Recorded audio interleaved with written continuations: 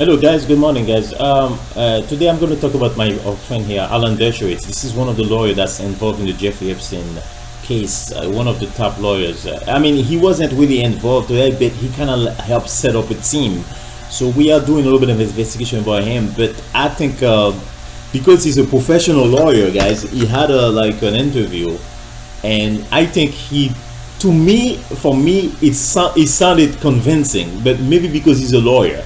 And he sounded kind of convincing. He did an okay job at defending himself. And if you're not acute enough to see that this guy probably is lying. Virginia Giuffre said that they had sex, but Alan Dershowitz said no. And the way he defends himself, it's kind of like a lawyer. It's very convincing. Like, yo, this guy did not do it. But that doesn't mean anything, guys. That's what lawyers do for their life. That's what they make a living. So I want you guys to look at the video. Let me know what you guys think. Thank you for joining us today. So let's begin with your relationship with Jeffrey Epstein and his longtime partner and alleged accomplice, Ghislaine Maxwell. Tell us how you met them and what it was about them that drew you to them.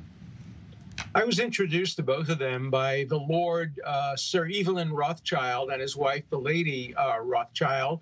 I met them in the presence of President Clinton and Hillary Clinton, several Nobel Prize-winning scientists. I was introduced to him as somebody who was a major contributor to Harvard University and who wanted to set up a program on evolutionary biology. I went to several seminars with him, with the developer of the major scientific innovations, the genome and others. My relationship with him was entirely academic until he got arrested. At that point, he asked me to help put together a legal team to defend him.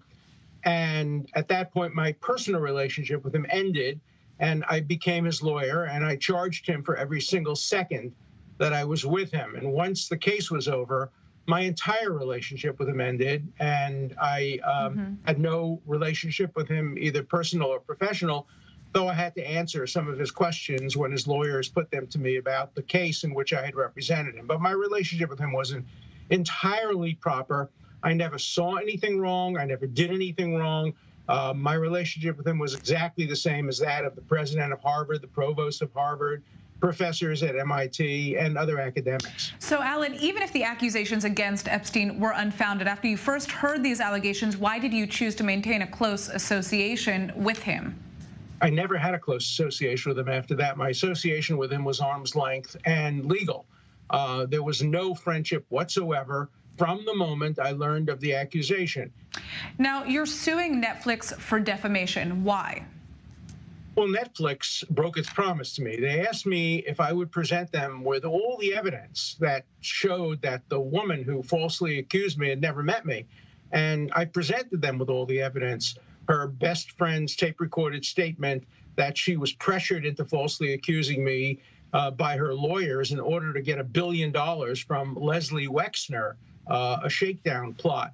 I presented them with evidence of her own emails, which she tried to suppress, and her own book narrative, which she tried to suppress, in which she admits she never met me, never heard of me, and of course, never had any personal relationship with him. I told Netflix categorically that I have never had sex from the day I met Jeffrey Epstein till today with any woman other than my wife. I don't flirt. I don't touch people. That's not who I am. The accusation was entirely false. And Netflix made me a promise. They said that if she does accuse me on the air, they would give me an opportunity to respond on the air to her specific accusation.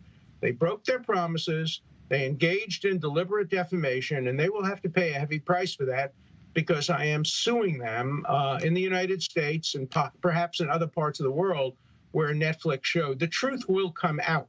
The Me Too movement wants to present one side of the story. They want to present only victims. They want to make the argument that women are born essentially with a genetic predisposition to telling the truth, and men always lie. They didn't want to show nuance. They didn't want to show that a person could be a victim of Jeffrey Epstein and then try to victimize somebody else like me. I am the victim of a serious, serious crime. I am a victim of perjury, false accusations, extortion. I brought my case to the U.S. Attorney's Office in New York, to the district attorney, to the FBI.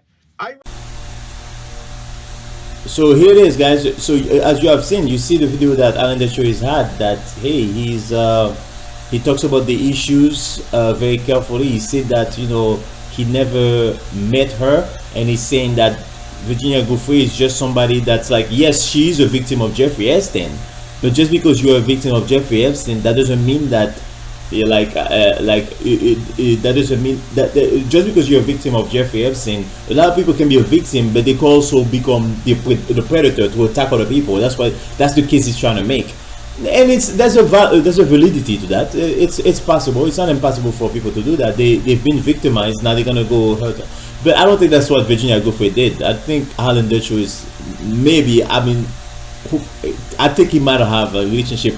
Because the way he came up with that case, the way he's the one that helped Jeffrey Epstein get off for being prosecuted as a child molester in Florida. He was able to set up the team. I think he did not have a license in Florida, but he was able to set up a team for him to exactly. So